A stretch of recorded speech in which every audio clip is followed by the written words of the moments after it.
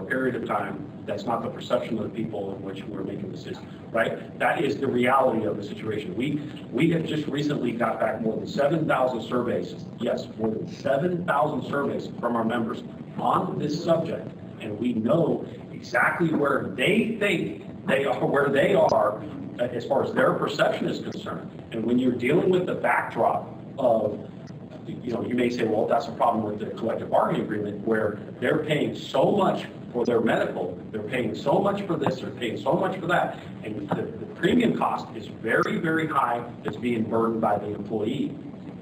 The lens on that shifts dramatically, and all of these fine details that we're talking about get completely lost when you have somebody working really hard, that's barely making ends meet, that turns around and gets that increase on them. And I'll tell you what, it's all hell in a handbasket at that time. Now my benefits suck, Kevin, we're involved in all kinds of different plans. Yes.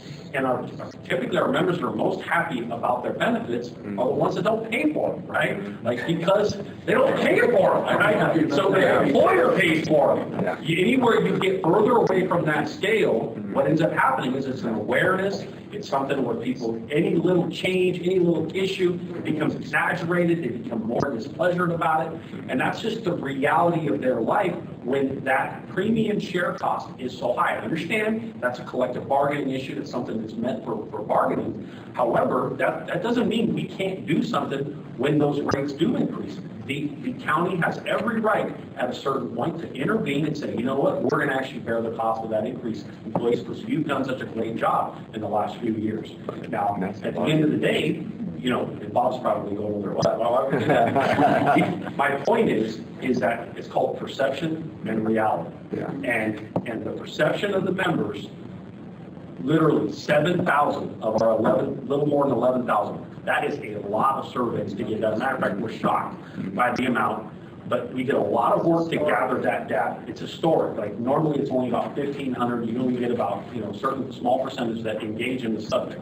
We promote this subject, and we do want a partnership. We do want a situation where, whether it be the retirement board, Subsera, and changes that are happening there, or EBAC, or their benefits, or whatever system it is, the county and the unions, typically saying the same thing to our members so that there's some uniformity on it and we don't all get whipsawed on the problem, because it is a rising cost that is dramatically affecting. We have a large portion. CEBA, with all due respect to CEBA, CNA, probation, you don't have the same problem we do, where we have thousands of our members that are at very low wages. The insurance associations, all the associations that have ultimately broken off from what was the old SBPE unit are all in higher pay, all making significantly more than a large portion of the county employees that work and live in this county. And here we've got thousands upon thousands of people below a certain wage level that are paying a tremendous amount of money. So somebody who's making $17 an hour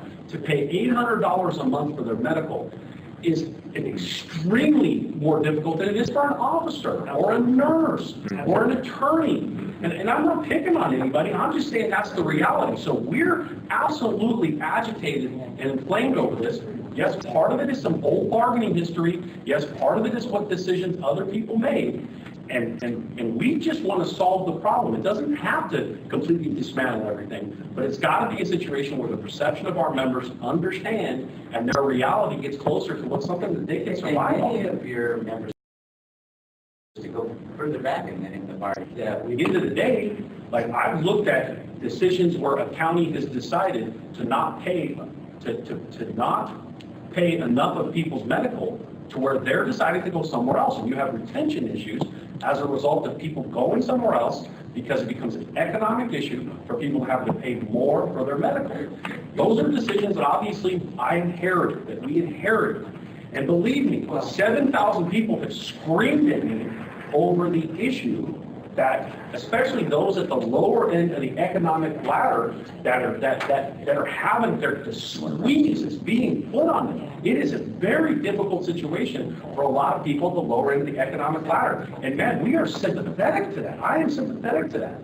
And I hope that everybody understands that me being so animated is about understanding and respecting how difficult it is for our members in that situation. I don't have as much sympathy for somebody who's making $100,000 a year, has got to pay a little bit of money out of their pocket. But absolutely, I got sympathy for a mother of two that's working her butt off every single day, making 17, 18 bucks an hour or 20 bucks an hour, and then having to pay the full boat on the medical.